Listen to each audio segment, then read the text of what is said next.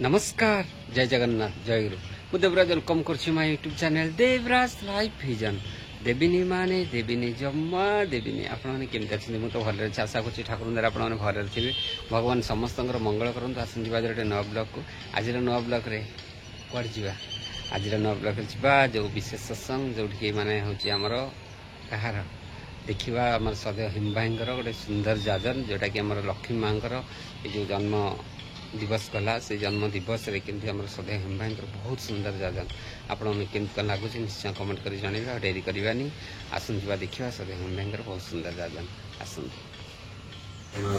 गुरु श्री जगत गुरु मदात्मा सर्वभूतात्मा तस्मै श्री गुरवे नमः। प्राण ठाकुर मो परमाराध्य जगत जननी श्री श्री बड़वा परम पूज्यपाद श्री श्री बड़वा पूज्यपाद श्री श्री आचार्य देवों श्री चरण रविंदर मोर अनंत कोटि प्रणाम निवेदन करे। आज पवित्र संध्या सत्संग उपस्थित भक्तिमती मातृमंडली श्रद्धेय गुरुभ्राता मंडली साधु सज्जन मंडली सान बड़ समस्त मोर आंतरिक जय निवेदन करे। गोटे विशेष दिन एवं एक आनंदमय परिवेश भितर आम माने समस्ते बुझे मन बुझे जा ये कथाटा भितर कथा होची या जे आज जे केते बड़ दिन एवं ये दिनर महात्म्य से व्यक्ति जाने जे आज प्रातः आज जहांकर वंदना रे ए पर्यंत समय बीती आसी आज जहां को धरी आम मानकर जीवन परिवर्तन हेची रक्षा पाइची बहुत गुड़े समस्यार समाधान पाइची आज से परम प्रेममय श्री श्री ठाकुर तांको जीवदशा भितर कहिले जे तुम ठाकुर नारी रूप नहीं आसीथिले जहा हेई थांते से होचंती श्री श्री बड़मा। पुरुषोत्तम जेबे जेबे जगत को आसीचंती परमा प्रकृति तांको संगेरे आसीचंती कहीं पुरुष और प्रकृति को लेकिन ही ए जगतर खेल ए लीला पुरुष और प्रकृति तेणु से हेले परम पुरुष श्री श्री ठाकुर एवं ए हेले परम प्रकृति श्री श्री लक्ष्मी माँ एवं आज आमर से चिर वंदनिया चिर स्मरणीय परम आराध्या श्री श्री बड़मां जन्म दिवस 1301 साल 30 श्रावण आज दिन में श्री श्री बड़मा ये जगत रे आविर्भूत होती मातुलालयर अनेक गुड़े परिचय मु दौनी आज श्री श्री बड़मा जहांकर ये प्रकार नामकरण आम पाइचे ठाकुर कहते गोटे घटना भितर जहाँ अन्य बही मिली लेखक माने लिखिंट जे श्री श्री बड़मां जन्म जमती श्री श्री ठाकुर को पाइबा ही होता एवं श्री श्री ठाकुर नियत सेवक कर्मी अतंद्र कर्मी श्री श्री बड़मा। श्री श्री बड़मा ठाकुर जन्मदिन माने जेबेठू सी ठाकुर सहित आटाच होते सेबेठू नहीं कि प्रति थर मुझी माँ जन्म आड़िकी किंतु ता पूर्व कहीदिए जे ठाकुर कहीं आम समस्त माँ बोली कही कौ अवस्था कही तो श्री श्री बड़मा ठाकुर जन्मदिन में प्रतिनियत गोटे माला गुंथती एवं से मालटी को लेकिन ठाकुर बेकर पिंधा कौन सी वर्ष मिस है जीवन परिणत बयस को आसला जिते माँ आंठुर समस्या नहीं कि चली पार ना से भी ठाकुर उपविष्ट दूर देखुं माँ को जन किए गाड़ी में नहीं आसी से ये गाड़ी कहले कार फार न से जो ट्रली जा हुई लगी ठाकुर पाखे बसवा जन को पचार कहले सी किए कि किए आसी ना ठाकुर बड़मा ना से बड़मा किए ना बड़खोकार माँ बड़खोका कहले किए श्री श्री बड़दा बड़ खोकार माँ से ठाकुर तागिद कर दूध साल आरे से बड़खोकार माँ नुहे सी मोर माँ तोर माँ सारा जगतर माँ ये होचंती श्री श्री बड़मा। ସେଥିପାଇଁ ଆମେ ସବୁବେଳ ପାଇଁ ଶ୍ରୀ ଶ୍ରୀ ବଡ଼ମା କି ଜୟ ବୋଲି କହୁ। ସେ ଜଗତର ମା। ଏବଂ ଏଇ ଜଗତର ମା ସେଦିନ ଯୋଉ ବାପା ମାଙ୍କର କୋଳରେ ଆସିଥିଲେ ସେ ରାମେନ୍ଦ୍ର ନାରାୟଣ ଏବଂ ମାତା କିଏ ତ୍ରିନୟନୀ ଦେବୀ, ତାଙ୍କର ଯଦି ପରିଚୟ ଆମେ ଦେଖିବାକୁ ଯିବା ସିଏ ହଉଛନ୍ତି ମା ଯିଏ ଏକଦମ ଭକ୍ତି ପରାୟଣ ଏବଂ ସେ ପିତା ହଉଛନ୍ତି ସିଏ ଯାହାଙ୍କର ବାପା ସିଏ ସେ ସମୟରେ ସାଂସ୍କ୍ରିଟ କଲେଜ ଚଲାଉଥିଲେ। ତାଙ୍କର ପୂର୍ବ ସବୁ ପିଢି ଯଦି ଦେଖିବା ତାହେଲେ କେତେ କେତେ ହାଇଲି ଏଜୁକେଟେଡ ଏବଂ କେତେ କେତେ ପଣ୍ଡିତ, କେତେ ଜ୍ଞାନୀ ଗୁଣୀ।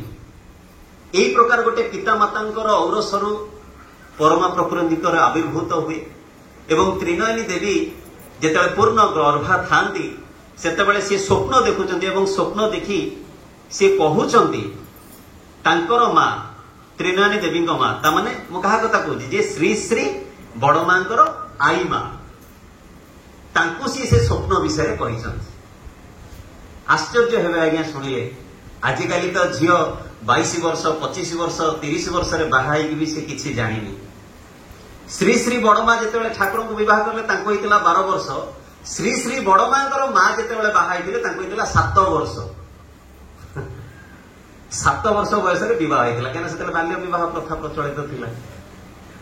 ଏବଂ ଯୋଉ ବୟସରେ ଆଜି ଝିଅ ମାନେ କହୁଛନ୍ତି ଯେ ମ୍ୟାରେଜ କରିବା, ସେତେବେଳକୁ ପିଲାପିଲି ହେଇକି ସିଏ ପୁରା ସବୁ ଧୋଇ ପୋଛି ହେଇକି ବସି ପଡିଥିଲେ। ଏତେ ତରିତ କର୍ମା ଥିଲେ।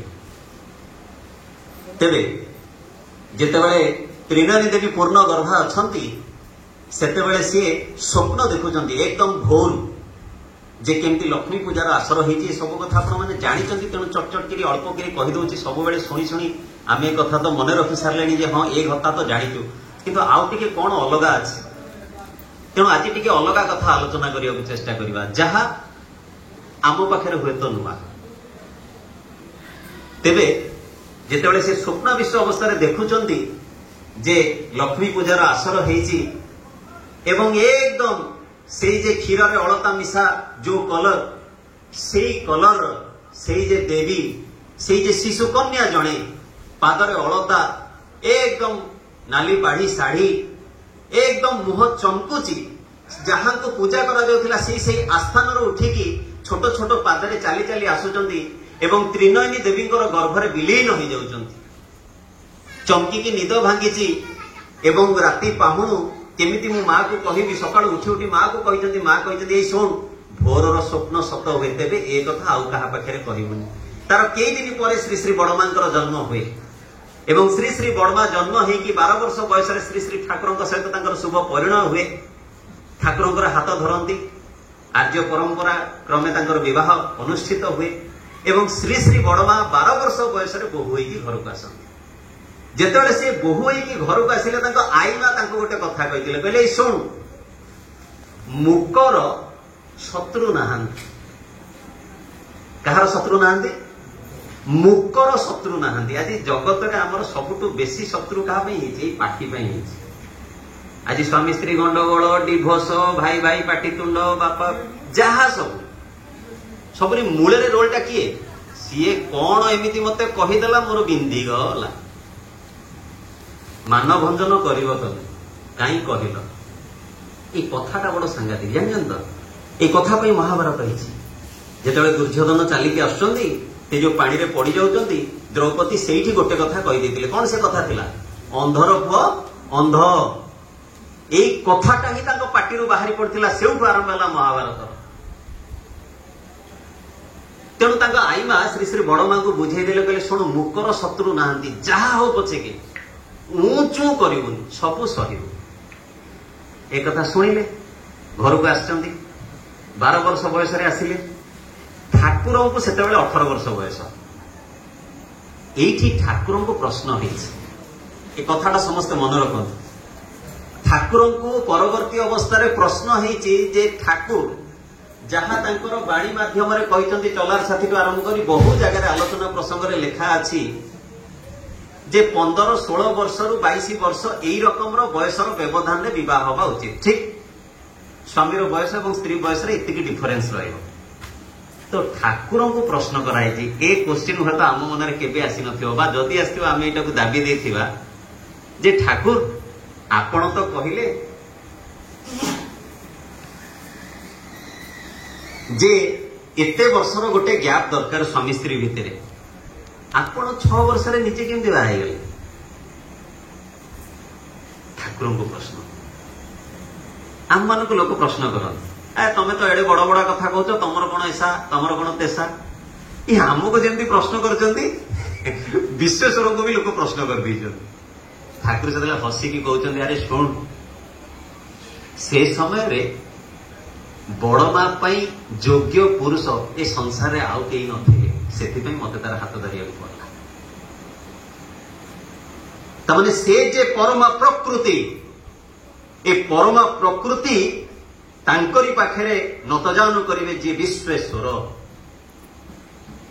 आपण हेलिकॉप्टर गोटे प्याड रे फ्लाइट को आनिक लैंड करें पारे आमे बस स्टैंड भितर रेलवे ट्रैक गोटे कर सब जिनसर सिस्टम अलग एथुरु बुझी नियंतु जे परमा प्रकृति के ठाकुर कहते से समय रे श्री श्री बड़मा हाथ धरला बड़ी योग्य पुरुष संसार आउ कई नथिले तेणु मु तार हाथ धरी नेली 12 वर्ष बयस बाहर श्री श्री ठाकुर को आसिले ठाकुर सान भाई खेपुदा तांको बयस भी से 12 वर्ष ये 12 वर्षर झील पुआ आम जाचे सब छोट पिला सी श्री श्री बड़मा बेकरे ओहली पड़ी पिठी की कुंदी दे जाती किंतु श्री श्री बड़मा बयस छोट हेले भी दिने को दिन अभियोग करना कहीं आईमा कौन कही कहार शत्रु नहीं मुकर शत्रु ना चुप हो कांदी जो कष्ट होती आखिर लुह बोई कि कौ दिन कंप्लेन करना से माँ आउ गोटे कथा कही जाने ना पारे ना नहीं तो घरे ए तीन की देवता डरे तेणु ए कथा कौ दिन तू कहबुनि शशुर कहले ताल खीरी करिया लोक को डाकी माँ हो जाइए ना हाँ हो ताल खीरी बाड़ीला बेलू कौन ना ताल खुआई आ सब बोई जाऊँ किरे ये कौन खीरी ना जमी भात रंधा सेमती खीरी दिने माँ क्या कहले खीरी करने से क्षीर करले चाउल पकेले सब कले जमी फुटला गाड़ी देले भात हुए सेमती सेतेबेले शिवचंद्र चक्रवर्ती माता मनमोहिनी देवी की कहते यार शुण छोट पिलाटा नुआकिरी घर को आई जदि रोषेई जानी टे शिखेदेले हमें देखो गोटे शशुर कर्तव्य कौन कहीं आज पुरुषोत्तम ये जो पारिवारिक जीवनटा तांकर एंटायर परिवार को देखिले बुझा जाए प्रकृत में परिवार को केमती नियंत्रण करने हुए तेणु से बयस जितेबाला शिवचंद्र चक्रवर्ती माता मनमोहिनी देवी को कहते अरे शिखेदवा कथा नुह से माता मनमोहिनी देवी टी विरक्ति कहते कौन कहबी से पिला को अरे सीना मना कले मुझे शिखाती मुझे जानी सी करदेव हाँ करदेवी किए जान जानी बोली कहबेनी श्री श्री बड़मा परवर्ती जीवन में लिखुंट कहले माड़ खाई खुंदा खाई गाड़ी खाई आई माड़ गाड़ी खुंदा खाई खाई 14-15 वर्ष बयस बेलू पूरा सिद्ध अवस्था ए रकम माँ निजक प्रस्तुत करले जे 300 लोकों एकुटिया पद्मार पानी आनिकी रोषेई पर्यंत करदे एकुटिया आम तो आज 150 लोकों आयोजन हो 200 लोकों आयोजन होते जन रोषेई एंगेज श्री श्री बड़मा एकुटिया एवं से समय रे दिने पड़ जाइथिले बोली श्री श्री ठाकुर कहले आज स्त्री एते टिके असुविधा हेले स्त्री प्रति मुहूर्त आशावादी जे मो स्वामी कौन मो कथा बुझी पारुची बाहर लोक कहले तुम खंडिया तुम आबू हो जाए मो स्वामी आखि की दुशुनी यही रकम गोटे समवेदनार आशावादी स्त्री से दिन श्री श्री बड़मा जो पड़ जाइए श्री श्री ठाकुर पड़ जाइए आलो बापल कही ना यार अर्थ यह नुहे श्री श्री ठाकुर माँ को भल पाऊन मुझे बुझी से घटना किंतु श्री श्री ठाकुर बड़मा को ये कहले ए बड़बो एत लोक आगे तुम पड़गल यहीटा मत लज्जा लगे चिंता कर तुम्हें बड़ माँ जगत तुमको देखुची तुम्हें पड़ीज श्री श्री बड़मा जीवन भितर आबे भी गोड़ खसी के पड़ी ना चिंता कर स्वामी चर्या कौन हो पारे से छोट बयस भितर परिश्रम कर चलते इे गोबर पकेबे सियाड़े रोषेईबास करेंगे एत जंजालमय जीवन आपड़ जानी ना बोध हुए ମାଙ୍କର ଯେତିକି ସନ୍ତାନ, ମାଙ୍କର ଭଉଣୀ, ମାଙ୍କର ନାଁ ଥିଲା ଷୋଡ଼ଶୀ ବାଳା, ତାଙ୍କ ଭଉଣୀଙ୍କର ନାଁ ଥିଲା ନାଇଁ ସୁଧାଂଶୁ ବାଳା, କ୍ଷମା କରିବେ ଟିକେ ଭୁଲି ଯାଇଥିଲି ନାଟି, ସୁଧାଂଶୁ ବାଳା ଦେବୀ ଯିଏ ଶ୍ରୀ ଶ୍ରୀ ବଡମାଙ୍କର ପାଖେ ମାନେ ପଡୋଶୀ ଘରେ ବିବାହ ହେଇଛି। ଆଗ କାଳରେ ବିବାହର ପ୍ରୋସେସ ସବୁ ଏମିତି ଥିଲା। ତ ସିଏ ସେଇଠି ବାହା ହେଇଛନ୍ତି, ତାଙ୍କର ପିଲା, ମାଙ୍କର ପିଲା, ଏବଂ ପରବର୍ତ୍ତୀ ଜୀବନରେ ଖେପୁଦା ବାହା ହେଇ ସାରିଲା ପରେ ସିଏ ବି ଏକ୍ସପାୟାର୍ଡ କରିଗଲେ। ସାନ ଯାର ଯେତକ ପିଲା, এই রকমর পাখাপাখি 14-16 ছুয়াকু শ্রী শ্রী বড়মা একুটিয়া পালন করଥିଲେ। শ্রী শ্রী বড়মা খালি বুঝি রখন্তু মাতৃ জাতি যে কোন থিলে শ্রী শ্রী বড়মা। জীবনের এই সবু ঘড়িসন্ধি মুহূর্ত ভিতরে দিনে ଅନ୍ଧାରରେ বসিকি রাতিরে নিদ হয়নি, শরীরর সবু কষ্ট ভিতরে বিবাহ তো হয়ে যায়, কিন্তু শ্রী শ্রী ঠাকুরঙ্কর মাঙ্ক প্রতি বা মাঙ্ক সহিত মিলামিশার ପ୍ରତିବନ୍ଧକ ଥାଏ। ଘରକୁ ଯଦି ଆସନ୍ତି ଘର ଲୋକମାନେ ମାଙ୍କ ମୁଣ୍ଡକୁ ଟିକେ ଟିହାଇ ଦିଅନ୍ତି, କାହାକୁ? ମାତା ମନମୋହିନୀ ଦେବୀଙ୍କୁ। ନୂଆ ବାହା ହେଇଛି ତ ସ୍ତ୍ରୀ ସକାଶେ ପଳେଇ ଯାଉଛି, ତାର ପଢା ଡିଷ୍ଟର୍ବ ହବ, ମା ସାଙ୍ଗେ ସାଙ୍ଗେ କହନ୍ତି ତୁ ପଳା କଲିକତା ପଳା। ତ ଶ୍ରୀ ଶ୍ରୀ ବଡମାଙ୍କ ପାଖରେ ଦୀପଦ ନିଜର ଅନ୍ତରର ଦୁଃଖ କହିବାକୁ ବି କେହି ନାହାନ୍ତି। ଦିନେ ଅନ୍ଧକାର ଭିତରେ ଯେତେବେଳେ ରାତିରେ ଶୋଇଛନ୍ତି, ନିଦ ତ ହଉନି, ବହୁତ ଛଟଛଟ ହେଇକି ଟିକେ ଲଣ୍ଠନର ସେ ଯୋଉ ବତୀଟାକୁ ଟିକେ ତେଜି ଦେଇକି ଅନ୍ତରର କୋହରେ ଗୋଟେ ଚିଠି ଲେଖନ୍ତି। କାହାକୁ? ନିଜ ପ୍ରିୟ ପରମଙ୍କୁ। ଏବଂ ଚିଠି ଯାଇ ପହଞ୍ଚେ ଶ୍ରୀ ଶ୍ରୀ ଠାକୁରଙ୍କ ପାଖରେ। ଆଉ ଶ୍ରୀ ଶ୍ରୀ ଠାକୁର ତାର ଉତ୍ତରରେ ପ୍ରଥମେ ଲେଖନ୍ତି, କଲ୍ୟାଣିଆସୁ, ତୁମ ସୁଧାମଖା ଚିଠିଟା ପାଇଲି, ବେଶ ଖୁସି ହେଲି। এই প্রকার শ্রী শ্রী ঠাকুর আরম্ভ করନ୍ତି। এবং সেই চিঠির পরিবর্তে আজ তো সময় না সে চিঠিকে পড়িবারে, সমস্তে নিশ্চিত ভাবে শ্রী শ্রী ঠাকুরঙ্কর সেই চিঠিকে থরে পড়িবা দরকার। ଆଉ ସେଉଥିରୁ ବୁଝିବା ଦରକାର ଯେ ଗୋଟେ ପୁରୁଷର ବ୍ୟକ୍ତିତ୍ୱ କେମିତି ହୁଏ, ଗୋଟେ ପୁରୁଷ ତାର ସ୍ତ୍ରୀକୁ କି ରକମର ଭଲ ପାଇବାକୁ ହୁଏ। ଏ ଜୀବନ କେବଳ ସେତିକି ନୁହେଁ ଯେ ସବୁ ଡ୍ୟୁଟି ସ୍ତ୍ରୀର। କାହିଁକି ନା ସେଇ ଶ୍ରୀ ଶ୍ରୀ ବଡମା ଯେତେବେଳେ ଶାଗ କରିଛନ୍ତି, ଯେତେବେଳେ ସେ ଶାଗରେ ତାଙ୍କୁ ନିନ୍ଦା କରିବା ପାଇଁ ଯେତେବେଳେ ଲୁଣ ପକା ହେଇଛି, ସେ ସମ୍ପୂର୍ଣ୍ଣ ଲୁଣି ଶାଗକୁ ଯେତେବେଳେ ଶ୍ରୀ ଶ୍ରୀ ଠାକୁର ଖାଇଛନ୍ତି ଏବଂ ଶ୍ରୀ ଶ୍ରୀ ବଡମା ପରେ ଚାଖିକି ଏହା ଭାବିବାକୁ ଚେଷ୍ଟା କରିଛନ୍ତି ଯେ କଣ ପ୍ରକୃତରେ ଏ ଶାଗ ଏତେ ଟେଷ୍ଟି ହେଇଥିଲା ଯେ ଶ୍ରୀ ଶ୍ରୀ ଠାକୁର ସବୁ ଚାଖିକି ଖାଇଦେଲେ।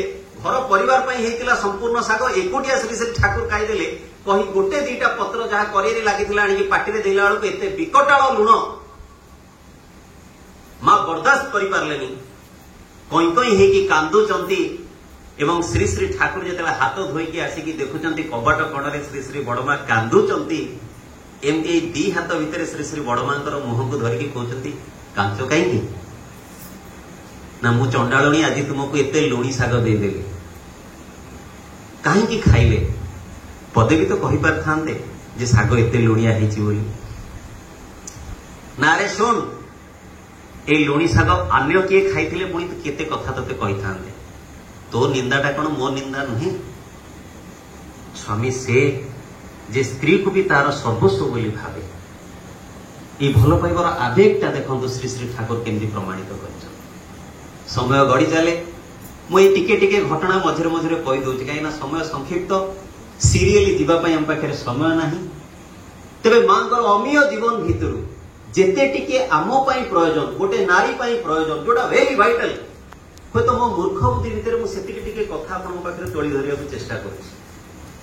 ଶ୍ରୀ ଶ୍ରୀ ବଡମା ଥାନ୍ତି, ଠାକୁର ସେତେବେଳେ ହୋମିଓପାଥି ଟ୍ରିଟମେଣ୍ଟ ଚଲେଇଥାନ୍ତି। ଲୋକ ପାଳି ସେବା, ଲୋକ ମଣିଷ ସେବା ଛଡା ଆଉ କିଛି ମୁଣ୍ଡରେ ପଶୁନି। ମୁଁ ତ ଆଗରୁ କହିଛି ଯେ ଶ୍ରୀ ଶ୍ରୀ ବଡମା ଏବଂ ତାଙ୍କର ଭଉଣୀ ସେଇ ପାଖାପାଖି ଘରେ ବାହା ହେଇଥିଲେ। ତ ଶ୍ରୀ ଶ୍ରୀ ବଡମା ଯେତେବେଳେ ବଗିଚାକୁ ଫୁଲ ତୋଳିବାକୁ ଯାଆନ୍ତି, ସେଇ ବଗିଚାରୁ ଫୁଲ ତୋଳିବା ପାଇଁ କିଏ ଆସନ୍ତି? ତାଙ୍କ ଭଉଣୀ ସୁଧାଂଶୁବାଳା ଦେବୀ ବି ଆସନ୍ତି। ସେ ଦି ଜଣଙ୍କର ସେଇଠି ଦେଖା ସାକ୍ଷାତ ହୁଏ, ଦି ଭଉଣୀ ପଦେ ପଦେ କଥା ହେଇଯାଆନ୍ତି। ଦିନେ ସୁଧାଂଶୁବାଳା ଦେବୀ ଯାଇଥିଲେ ବାପ ଘରକୁ। ବାପ ଘରୁ ଆସିକି ଶ୍ରୀ ଶ୍ରୀ ବଡମାଙ୍କୁ କହୁଛନ୍ତି, ଦିଦି। ମା ପଚାରୁଛନ୍ତି ବାପା ମାଙ୍କର ଅବସ୍ଥା କଣ, କଣ ଭଲ ମନ୍ଦ। ତେଣୁ ଟିକେ କୁଶଳ ମଙ୍ଗଳ ପଚାରିଲା ପରେ ସୁଧାଂଶୁବାଳା ଦେବୀ ଶ୍ରୀ ଶ୍ରୀ ବଡମାଙ୍କୁ କହୁଛନ୍ତି, ଦିଦି ମା ଗୋଟେ କଥା କହୁଥିଲା। ନା କଣ କହୁଥିଲା ନା ମା ବହୁତ ମନ ଦୁଃଖରେ ଅଛି। ଶ୍ରୀ ଶ୍ରୀ ବଡମା ପଚାରିଲେ କାହିଁକି? ନା କହିଲା ମାଙ୍କଡ ହାତରେ ମୋତିଟାକୁ ଦେଇଦେଲି। କାହାକୁ କହିଲେ? କାମ ନାହିଁ ଦାମ ନାହିଁ, ମନ ଇଚ୍ଛା କୁଆଡେ ବୁଲୁଛି, ମୋ ଝିଅଟା କୋଉ ଅଭାବରେ ଚଳୁଛି, କେତେ କଷ୍ଟରେ ଚଳୁଛି। ମୁଁ ଶୁଣିଛି ଏମିତି କିଛି କିଛି ଘରୁ ସେମାନେ କୁହନ୍ତି ଝିଅଟି ମୋର ବେଶୀ ଭଲରେ ନାହିଁ। ଆଉ ସେ ଭଲର ମାପକାଠିଟା ହଉଛି ଏଇଆ ଯେ ତାର ବଡ ଘର ନାହିଁ, ବଡ ଗାଡି ନାହିଁ, ତା ସ୍ୱାମୀ ସେତିକି ରୋଜଗାର କରୁନି। କିନ୍ତୁ ସେ ଏ ମାପକାଠି ଦେଖନ୍ତିନି ଯେ ତାର ସ୍ୱାମୀ ତାକୁ ଭଲ ପାଏ କି ନା। ମଣିଷର ମାପଟା ବହୁତ ଅଲଗା। ତେଣୁ ଶ୍ରୀ ଶ୍ରୀ ବଡମା ବି ଏଇ ଲୋକଲୋଚନ ଦୃଷ୍ଟିରୁ କିଏ ତାଙ୍କୁ ଯୋଉ ପ୍ରକାର ଯାହା ଖବର ଦେଇଛି, ମାନେ ଶ୍ରୀ ଶ୍ରୀ ବଡମାଙ୍କର ମା ତ୍ରିନାନୀ ଦେବୀ ଏଇ କଥାଟି କହିଦେଇଛନ୍ତି ଯେ ଝିଅକୁ ମୋର ସେଇ ପ୍ରକାର ଗୋଟେ ପୁଅ ହାତରେ ବିବାହ ଦେଇକି ହୁଏତ ଭୁଲ ହେଇଗଲା। ମୋ ଝିଅ କେଡେ ଅଲିଅଳିରେ ବଢିଥିଲା, କେମିତି କେତେ ସୁଖରେ ମୁଁ ତାକୁ ରଖିଥିଲି, କେତେ କଷ୍ଟ କରୁଛି, କେତେ ଜଞ୍ଜାଳ ଭିତରେ ଅଛି। ଏଇ କଥା ଶୁଣିବା ମାତ୍ରେ ଶ୍ରୀ ଶ୍ରୀ ବଡମାଙ୍କର ମୁହଁ କଳା କାଠ ପଡିଗଲା। ମୁହଁଟାକୁ ଫେରେଇ ନେଇକି ନିଜ ଭଉଣୀ ପାଖରୁ ଏକଦମ ଭାବରେ ଦୌଡି ଗଲେ। ସୁଧାଂଶୁବାଳା ଦେବୀ ବୁଝିପାରୁନାହାନ୍ତି ଯେ ଦିଦିର କଣ ହେଲା। ଏଇ ଯେ ଦୌଡ଼ିକି ଗଲେ ସେଇ ଦିନଠୁ ବାପ ଘର ସମସ୍ତଙ୍କ ସହିତ ପରିଚୟ ବନ୍ଦ, ଏଇ ଯୋଉ ସମ୍ପର୍କ ବନ୍ଦ। ଭଉଣୀ ସହିତ ବି କଥାବାର୍ତ୍ତା ନାହିଁ, ମା ସହିତ ତ କଥାବାର୍ତ୍ତା ନାହିଁ, ବାପାଙ୍କ ସହିତ ବି କଥାବାର୍ତ୍ତା ନାହିଁ। ଶ୍ରୀ ଶ୍ରୀ ବଡମାଙ୍କୁ ମାତା ମନମୋହିନୀ ଦେବୀ କେତେ ଥର କହିଛନ୍ତି ଆରେ ଟିକେ ବାପ ଘରୁ ନା, ନାଇଁ ମୁଁ ଯିବି ନାହିଁ ଯିବି ନାହିଁ ଯିବି ନାହିଁ। ପ୍ରତିଟି ଝିଅର ଜିଦି ଥାଏ ଯେ ସେ ଟିକେ ବାପ ଘରକୁ ଯିବ, କିନ୍ତୁ ଶ୍ରୀ ଶ୍ରୀ ବଡମା ଥିଲେ ଯିଏ କହିଲେ ମୁଁ ସେ ବାପ ଘରକୁ ଯିବି ନାହିଁ। କାହିଁକି? ଯୋଉ ବାପ ଘରେ ମୋର ସ୍ୱାମୀ ନିନ୍ଦା ହେଇଛି ସିଏ ଯିଏ ବି ହଉ, ମୋର ମା ବି ହଉ ନା କାହିଁକି, ସ୍ୱାମୀ ନିନ୍ଦା ବରଦାସ୍ତ ନୁହେଁ। ଏଇ ତ ସତୀତ୍ୱ, ଏଇ ତ ପତିବ୍ରତା। ଶ୍ରୀ ଶ୍ରୀ ବଡମାଙ୍କର ବାପା ଆସୁଛନ୍ତି, କଣ ହେଇଛି ଝିଅର କାହିଁ ଯାଉନି କହି ଦେଖା କରିବାକୁ, ଗୋଡ ଧୋଇବାକୁ ବି ଯାଉନାହାନ୍ତି। ସେତେବେଳେ ମାତା ମନମୋହିନୀ ଦେବୀ ନିର୍ଦ୍ଦେଶ ଦେଲେ ଏଇ ବାପା ଆସିଲେଣି ତାଙ୍କୁ ଗୋଡ ଧୋ। ଢାଳଟା ନେଇକି ଗୋଡଟା ଧୋଇ ଦଉଛନ୍ତି, ମୁହଁକୁ ଅନଉନାହାନ୍ତି, ଫେରି ଆସୁଛନ୍ତି। ସେତେବେଳେ ବାପା ବୁଝିପାରୁଛନ୍ତି ଯେ କଣ ତ ହେଇଛି, ମୋ ଝିଅର ଜନ୍ମ ତ କରିଛନ୍ତି, ଜାଣିଛନ୍ତି ଝିଅକୁ। ପଚାରି ବୁଝିଲାରୁ ଏଇ ଘଟଣା। ଅନେକ କଷ୍ଟ ପାଇଛନ୍ତି, ଅନେକ କ୍ଷମା ପ୍ରାର୍ଥୀ ବି ହେଇଛନ୍ତି।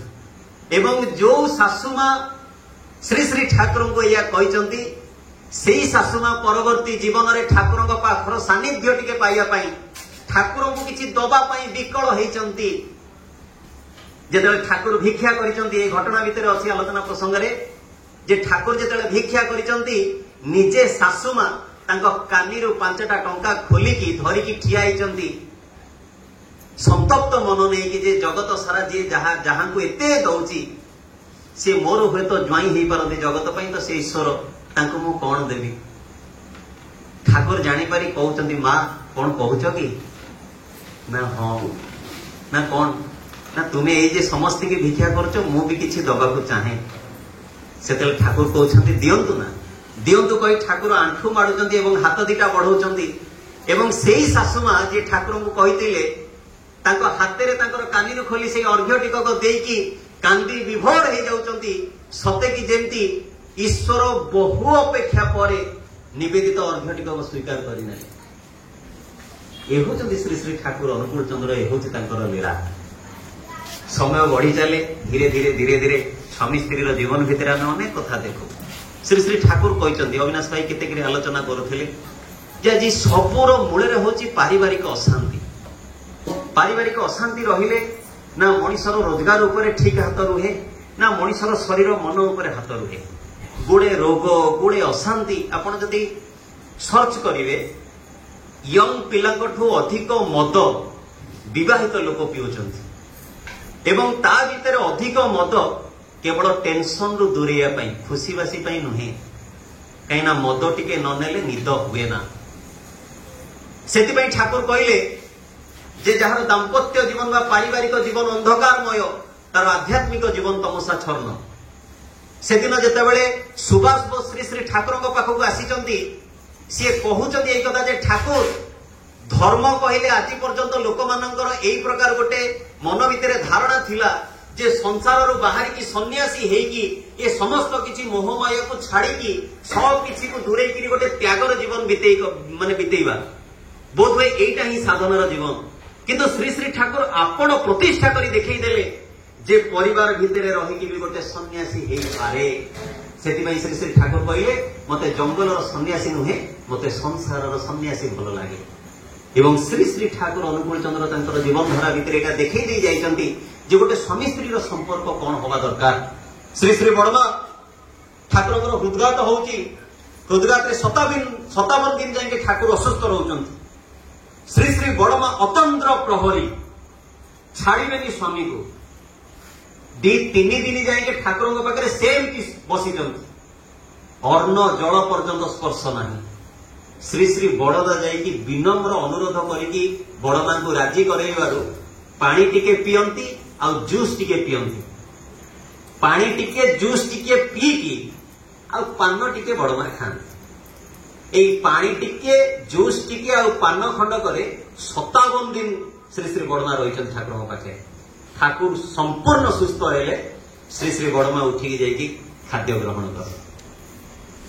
बुझीपार्छन्ति आमे सावित्री व्रतर कथा शुणिथिलु। आज भी अनेक घटना अच्छी जहाँ आमर मानस पटरे नाही। आमे श्री श्री ठाकुर जीवन आदर्श को अनेक आलोचना करिछे। हयत आज से बड़मांकर पवित्र दिन आज तांकरी विषय आमे दीपद कथा होचे। काहेकि ना जदि तांको कथा न कहबा हयत आमर बहुत किछि जिनिस अपूर्ण रहि जिवो। तेणु श्री श्री ठाकुर प्रति जे की रकम भल पाइबा श्री श्री बड़दा आखिरे जेतेबेले आखि आई ड्रपर पकाउचंती सारा राति पाहि जाउची। काहेकि ना आखिटा मुंडटा टेकिले तो आखि ड्रप पड़िबो। मुंड टेकिला बेलको ओढ़णा खसी जाउची। जेमती ओढ़णा खसी जाउची हबनी। ओढ़णा खसी गले स्वामीर परमायु लॉस हुए। राति पाहि जाउची आउ हेई पाउनी। श्री श्री बड़मा प्रतिटी मुहूर्त रे ठाकुर को एकदम अनेक रहिचंती। एमती अनेक रहिचंती जहाँ सेमती आमे सुनिथिले से जो रामायण रे जे भरतर पत्नी मांडवी जेतेबेले समस्ते वनवास रु फेरिचंती जेतेबेले जाइचंती रामचंद्र को देखा करियाको सपरिवार समस्ते भरतंक सहित समस्ते 3 जण जाक मा जाइचंती सब किछि जिंस। सेतेबेले मांडवी आसिकी कौशल्याଙ୍କର गृहर छातरे बुलुचंती। कौशल्या सेतेबेले सुडु भाबुचंती अरे एते राति रे एठी किए चालुची। जाई देखुचंत तो मांडवी। मांडवी किए भरतंक स्त्री। सेतेबेले ताको पचारचंती अरे तू जाइकी रूम रे सोइनो ना नाई मा ना भरत थी ना नहीं भरत नाही ना भरत कोठी ना से प्रभुंकर तांको भाई तो भरतंकर भातृभक्ति आ कौन आमे लक्ष्मणकर कथा जानिजे किंतु आमे भरतंको जानिने। से कौन थिले से बहुत अलग स्टोरी ताको अन्य केबे आलोचना करिया। भरत नंदी ग्राम रे रहिचंती सेई भाईंकर जहा गेटअप निजर सेया गेटअप केवल भाईंकर आदेश सकाशे से राज्य चलाउचंती किंतु से समस्त राजगादी से राज उपभोग समस्त प्रकार से ऐसी चलनी दूरे की रही जेमती गोटे जंगल सन्यासी रुहे से नंदीग्राम सेमती रोच। माँ कौशल्या पचारचंती जे ठीक अच्छे भरत तो सेठी रहिला तोर असुविधा कौन है तू कहीं छाତରେ बुलचु तू जाऊन सेठी शोइबु घरे ना नाई माँ ए तांको कोडियार आलोकटा जळुची तो मु जानुची जे से काम करूचंती जेतेले तांकर से लाइटटा लिभि जो मु जाई शोइ पड़ी। स्वामी स्त्री ये जो भल पाइबा एटा अनेक समय आमे भी आम घरे देखो असुस्थता भितर स्त्री सेवा करू करू कहे तमे शुअ मु अच्छी अरे तू सुन तमे शुअ। ये स्वामी आखिरे टिके निद हो गला परे स्त्री टिके हलई दिए टिके धीरे धीरे डाके जेतेले देखे नाई आउ किछि नाही संपूर्ण निदरे सोइचंती सेतेले बड़ आश्वस्ति से सोई पड़े पुणी भोर उठी काम भी लगी जाए। यही तो स्त्री आज भारतवर्ष एइथिपाई तो महियसी जे तार ए जे मातृ जगत ए जे भारत माँ ए जे लालन पालन पोषण भीतर देकी जे केते ममता ता हाथरू झरी पड़े केते भल पाइबार मूर्त प्रतीक सीए ए कथा एई सब घटना ही तो जना पड़े। श्री श्री बड़मा ठाकुर प्रति एकदम सचेतन थिले। ठाकुर देखुचंती संपूर्ण काम करुचंती। दिने ठाकुर खाइला बेले गोटे गोड़ीटे बाहर जेतेले से गोड़ीटा बाहरी ठाकुर सब कौन करुचंती ना से गोड़ीटा को आलू चोपा भितर गुड़े की थोई दउछन कहीं बड़मा सेमती अनेक काम करुची जदि ये काम देखिबो ताले से चाउल बछा कामटा भी नहीं जीवो भोगरे कंप्रोमाइज नहीं। श्री श्री बड़मा खूब तागिद करथिले। श्री श्री ठाकुर भोग निवेदन हुए समस्त को स्ट्रिक्टली मनाई था केही भी आसीबेनी ठाकुर कहते बड़मा मते कौन कुहाई केमिति खुआई दिए जे मो पेट भरी दिए मु भी केमिति एते खाई दिए मु जानिनी मो पेटर अभिभावक होची श्री श्री बड़मा जदि सीए न थांता ताले मोर लोक जीवन एते निरुद्वेग होई न थांता श्री श्री ठाकुर कहते तेणु ठाकुर जो देखुं एते प्रेसर अच्छी से गोड़ीटा को कौन कर मोड़ी माड़ी आलू चोपा भितर थोई देते ठाकुर उठिक पलैले ता परदिन ठाकुर देखला बेलू माँ बसी चाउल बाछुड़ जानदेले गला किरे बड़ बो कौन ये से बड़मा टिके हसिकी से जो भल पाइबार टिके मान थाए ना कहते ना कौन भावुंट चोपा भितर गोड़ी को लुचेई देले मु पाइबिनी केते कीनली लव एटा होची लव एटा होची भल पाइबा भल पाइबाटा स्वयं नुहे भल पाइबाटा होची से अंतरर गरज जहाँ तार प्रियतम को खुशी देखा छड़ा किसी भाभी ही पारे ना जिते स्वामी स्त्री पाटितुंड नहीं कि श्री श्री ठाकुर पाखु आसुच्च ठाकुर बड़मा को पचार बड़बो तमर मोर कौ दिन पाटितुंड होती श्री श्री बड़मा हसुच्च कहते नाई ठाकुर ना कहीं पाटितुंड होनी ठाकुर कहते ये जो श्री श्री बड़मा कहते जदि स्त्री इच्छा स्वामी ठू भिन्न हुए ताहले सिना पाटितुंड हम आ मोर तो सबु सुख सबु इच्छा आपण ही तेणु पाटितुंड कहीं हम धरी पड़ती आज वोमेन एम्पावरमेंट कहूची आज स्त्री माने कहउचंदी जे कौन खाली स्वामी अधिकार अच्छी सब सुख भोग करने को स्त्री कौन मन बोली किछि नहीं तार निजस्व इच्छा बोली किछि नहीं तार कौन इंडिपेंडेंस बोली किछि नहीं तमे जीव राति राति बुलिकी आसीबो आमे भी जीवु तमे जाई मौज करके आसीबो आजिकल तो माँ मानकर भी गले नाली पानी बहुत गले आ चा पीऊ ना सेटा चा रे गणा होची एवं एटा होची गोटे बहुत मॉडर्न कल्चर आभिजात्य जो मानकर अछि जो माने बहु हाईली एस्टाब्लिश जो मानक पाखरे कोटी कोटी टंका से माने एई चलनी रे चलिबे सेहिति पई स्त्री रो गोइठा खाई स्वामी रो आत्महत्या सावित्री को कदली माड़े सत्यवानंकर आत्महत्या पेपर रे बाहर थिला मु मनरु ए कथा कहूनी आज जीवन में कहीं घटना घटू आज पुरुष आदर्श केन्द्रिक जीवन बितेवा दरकार एवं नारीटा से पुरुष को तार सर्वत भाव में भल पाई ताकू ही तार श्रेय ध्येय प्रेय मन कर जदि चले यही प्रकार पुरुष और नारी ठू ही श्री श्री बड़दांग भाई आत्मा आसंती जहां को आम जुगराचार्य बोली कहू आज यही भल पाइबार अभाव होती प्रतिटी से घरे प्रतिटी से परिवार भितर प्रतिटी नारी आज चाहे ऐश्वर्यक्षणी हाँपाई शंखा सिंदूर खाई श्री श्री बड़मा कौन प्रार्थना करते जानते मुझे पलैली ताले मो ठाकुर को दखिब किए तांको सेवा करिवो किए मनुआ ठाकुर सीए केते कौन भाग माप आप देखिए केतेबेले छेना केतेबेले मुढ़ी आज जोटा खाइबे काली सेटा खाइबेनी हठात अदिनिया इच्छा हम पणस मंजी खाइबा आज दिन में खोजा पणस मंजी खोजुता एवं श्री श्री बड़मा भी देखंतु जानिचंती मनुआ स्वामी को मनर प्रतिटी जिनस को साइटिकी रखिचंती 20 वर्ष तले देइथिबा जिनस को भी श्री श्री बड़मा एकदम साइटिकी रखंती ठाकुरंकर गोटे निर्देश रे एपट सेपट नहीं मन पकेब नहीं आजिकल माँ मैंने तो सेठी थोड़ी आलो है भूली जाइए मु भाविली तमे रखिथब ना बड़मांकर है चक किनी आ निज जीवन में संचय भी करुले अनेक से दिन जिते ठाकुर जड़े भाई को मागी चारिटा सुना स्वर्ण मुद्रा मते दरकार काली भितर दरकार आ ठाकुर जहाँ को जहाँ मागंती आ जहाँ भी कहती श्री श्री बड़मा जानी या पछरे निश्चय कारण अच्छे आ ठाकुरंकर एते टिके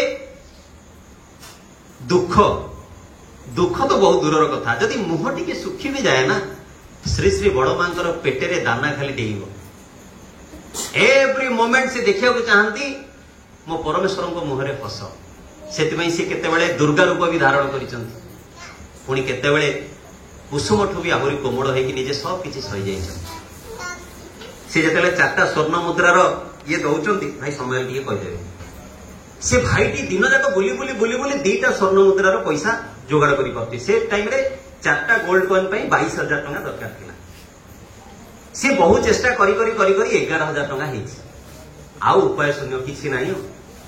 ଶ୍ରୀ ଶ୍ରୀ ବଡମା ସବୁ ଦେଖୁଥାନ୍ତି ତାକୁ ସେଠୁ ରାତିକି ଡାକିଲେ ସନ୍ଧ୍ୟା ବେଳକୁ, ଏଇ ଶୁଣିଲୁ ନା କଣ ହେଲା ନା କେତେ ହେଇଛି ନା 11,000 ହେଇଛି, ଯୋଡିଏ କହିଲେ ଆଉ ଦିଟା କହିଲେ ପାଇଁ ହଉନି। ବଡମା କହିଲେ ଥାକ ଥାକ, ଗଲେ ପୁଟୁଳି ଆଣି ଭାଙ୍ଗିଦେଲେ, କହିଲେ ଗଣିଲୁ କେତେ ଅଛି। ଆଶ୍ଚର୍ଯ୍ୟ ଭାବରେ 11,000 ଟଙ୍କା ବାହାରିଲା। ମା କହିଲେ ଯା ଯା ମାଲିକର ଇଚ୍ଛା ପୂରଣ କରିବୁ ଯା। ତା ପରଦିନ 4ଟା ସ୍ୱର୍ଣ୍ଣ ମୁଦ୍ରା ଠାକୁରଙ୍କ ପାଖରେ ଆସି ପହଞ୍ଚିଲା। ଠାକୁରଙ୍କର ଖୁସି କହିଲେ ନ ସରେ, ଏପଟେ ଶ୍ରୀ ଶ୍ରୀ ବଡମାଙ୍କର ଖୁସି କହିଲେ ନ ସରେ। କାହିଁକି ନା ମୋ ପରମେଶ୍ୱରଙ୍କର ଇଚ୍ଛା ପୂର୍ଣ୍ଣ ହେଇଛି। ଏ ଥିଲେ ଶ୍ରୀ ଶ୍ରୀ ବଡମା, ଯେ ପ୍ରତିଟି ମୁହୂର୍ତ୍ତରେ ଜୀବନରେ ତାଙ୍କ ବ୍ୟତୀତ ଆଉ କିଛି ନଥିଲା। ସକାଳ ଆରମ୍ଭ ତାଙ୍କରିଠୁ ରାତିର ଶେଷ ସେଇ।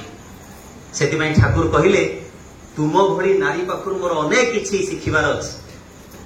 ଠାକୁର କହିଲେ ମୁଁ ନାରୀର ନୀତି ଏ ମାତୃ ମଙ୍ଗଳ କେତେ କଥା ଲେଖିଲା ବେଳେ ଶ୍ରୀ ଶ୍ରୀ ବଡମାକୁ ମନେ ପକେଇ ପକେଇ ଲେଖେ।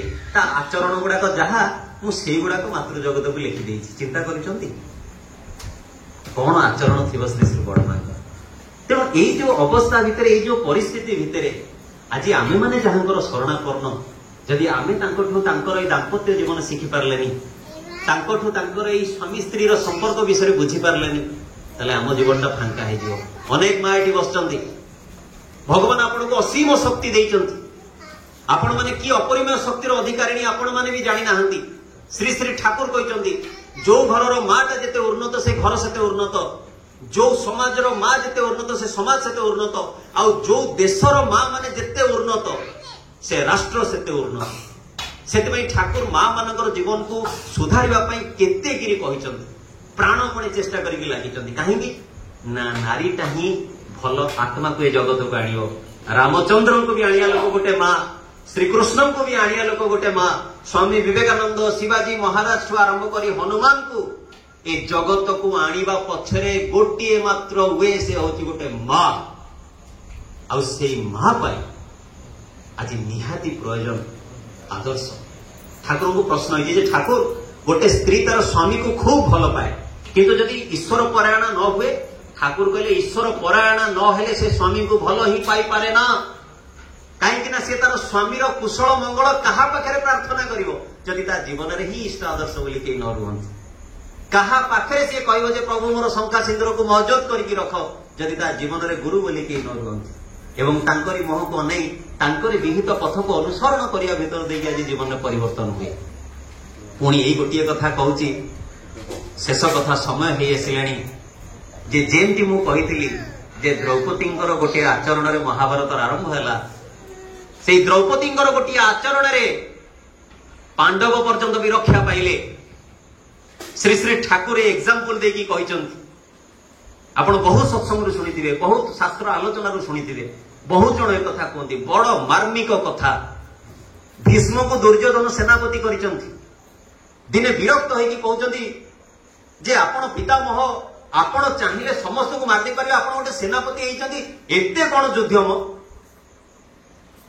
କହିକି ଯେତେବେଳେ ହିଟ୍ କରେଇ ଦିଅଛନ୍ତି, ଭୀଷ୍ମ ସେଠୁ ପ୍ରତିଜ୍ଞା କରୁଛନ୍ତି କାଲି ସୂର୍ଯ୍ୟୋଦୟ ପରେ ସମସ୍ତ ପାଣ୍ଡବଙ୍କୁ ମୁଁ ମାରିବି। କଣ କରିଦେଲେ?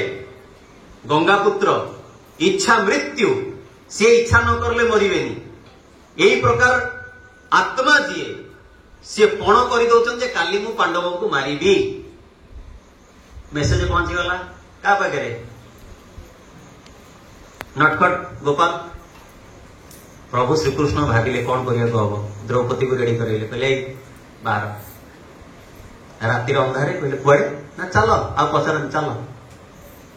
ଯାଇକି ଭୀଷ୍ମଙ୍କର କୁଟୀର ବାହାରେ ଠିଆ ହେଇକି ଚୁପ୍ କିନି ଦ୍ରୌପଦୀକୁ କହିଲେ, ଚୁପ୍ କିନି ଯିବ, ଭୀଷ୍ମଙ୍କୁ ମୁଣ୍ଡିଆ ମାରିବ। ଦ୍ରୌପଦୀ ଗଲେ, ମୁଣ୍ଡିଆ ମାରିଲେ। ଭୀଷ୍ମକୁ ଯେମିତି ମୁଣ୍ଡିଆ ମାରିଛନ୍ତି, ଭୀଷ୍ମ ଚଟ୍ କିନି କହିଲେ ଅଖଣ୍ଡ ସୌଭାଗ୍ୟବତୀ ଭବ। କଣ କହିଲେ? କହିଦେଲା ପରେ ଜିଭ କାମୁଡ଼ି ଦଉଛନ୍ତି। ଦ୍ରୌପଦୀ ତମେ ଏତେ ରାତିରେ? ନା ଆଜ୍ଞା। ଏତିକି କହିବା ପୂର୍ବରୁ ଭୀଷ୍ମ କହିଲେ ଜାଣିପାଇଲି, ଆଉ ବାହାରେ କାହିଁ ଠିଆ ହେଇଛ, ଭିତରକୁ ଆସ। କିଏ ପଶିଲେ? कहीं सी जाड़ी थिले जे जीए कथा देइची तारी कथा को सी निजे ही काटी पारे। जो द्रौपदी गोटे थर मथा नुआई की गुरुजन को प्रणाम करिले बोली तांकर स्वामी मानकर जीवन फेरी पाइला। आज ये प्रत्येक माँ आज यदि से आचरण नहीं चलती ना आपन स्वामी स्वामी पादरे कंटा पर्यंत बाजबनी। ठाकुर कहते जम तो जम काल तो काल महाकाल भी साध्य नहीं जे गोटे पतिव्रता स्त्री मन में कष्ट दे पारे। से आज पवित्र दिन में श्री श्री बड़मा जी जगत को इतने सुंदर भाव केते कौन जिन शिक्षा दे गले। आज तो समय केते कुआड़े पड़ेगा मु भी जानी पार्ली लगुच जमी 5-10% भी कहली जी कथा भाभी पुणी मूर्ख बुद्धि एणु तेणु कौन भी गपी दिए ता भी जानीपारे। किंतु जदि आमे तांको भल पाऊ जदि श्री श्री ठाकुर को केन्द्र करी चालू से श्री श्री बड़मा भी भल लगे तांको भी आमे भल पाइबा आउ तांको भल पाइबा भीतर देकी तांकर गुण गुड़ाक आम भीतर को आसीबो से प्रति से नारी भीतर सह्य धैर्य सब किसी शक्ति बढ़िबो। ठाकुर कहउचंदी जे की से पुरुषर अवस्था जे संसार जो बाधा विघ्न सही निज स्त्रीटा निजर भाविकी जो पाखे अली अली किसी राग कहीदिए गाड़ी दे दिए से आर्य नारी बुझे जे मो स्वामी असुविधाटा कौन तार टेंशनटा कौन तार शरीर भल ना तार मन भल ना तार आर्थिक स्थितिटा भल ना बाहर हूँ किसी गोटे असुविधा होता पारे। तेणु स्वामी गाड़ी दौथिब स्त्री सामुलुथब भय भितर भल पाइबा भितर आज से दिन आउ नाही। मु किंतु देखी आज्ञा समय टिके नौची खाली मु देखी से दिन मो बापा को देखी मो बो को की रकम गाड़ी दबार मो भौणी ये बसती मो परिवार अच्छी आपण समस्त को बुझीपारती कौ दिन बो को मुह उठे जवाब दबार मु देखी नाही। बापा एकदम छिनछत्र गाड़ी देवे बो खाली एम चुपे बसथब एवं शेष मु जदि अनई थी मते कहब तो बापा बहुत राजी आ से बापा राति आला गोटे ठुंगाटे आनी ठुंगा भीतर हलदिया जिलापी थे बीएमसी ऑफिस सामने भाई बढ़िया जिलापी थे। यही जीवन भितर शेष पर्यंत पिला मानकठू भी दूरे की बो बापा सेवा रहीगला। बापा कहले मु गाँव कड़े जीविनी बो कहला मु रही तुम पाखे किसी असुविधा नहीं। जीवन में यही तो भल पाइबा। ठाकुर कहले स्वामी जिते गाड़ी दिए स्त्री सही जावा दरकार यही सही जाए बोली स्वामी स्त्री संपर्क पुणी मजा थटा भितर केते उन्नत हो जाए। जी सहे सी रहे। आज परम पिता जगत में आम मान सब बड़ जिन ठाकुर बीज मंत्र पाइचे इष्टभूति दौचे सत्संग पाइचे या तो बड़ संपद आ कि नहीं। बाकी ठाकुर जदि मोर आपणार था पिंधिया को पोशाक ए पेट को दाना आ मुंड उपर छात जीवनी आज्ञा स्थिर निश्चय अभाव हम ना भाव आम रहा दरकार। आई भावमय पुरुष आम मान विभिन्न उपाय भावटिक लगेयार बाट देखी दी जाइए। तेणु सर्वपरिशेष समस्त सर्वविध मंगल कामना करे। आज बड़मांकर से पवित्र दिन में आशा करे जे आज कथा भितर माँ मैंने अंततः पक्षे निजर को गोटे गुण को मांकर गुण भितर सामिल करने को चेष्टा करेंगे जे मोर श्री श्री बड़मा जमी होती मुझे तो आज से गोटे जिन को मानिया चेष्टा करी ये जदि टी मानि नि आज आयोजन आज सत्संग आज दिन आम सार्थक हो। तेणु सर्वपरिशेष समस्त सर्वविध मंगल कामना कर मोर वक्तव्य संग्रह कर मंदिर पुरुष आज ब्लॉग करता देखिले कि सधे हेमैंगर बहुत सुंदर जाजन आपन केमता लगिला निश्चय कमेंट कर जणेबे। पुणी देखा गोटे न ब्लॉग रहूची आपन प्रिय देवराज। नमस्कार जय जगन्नाथ जय।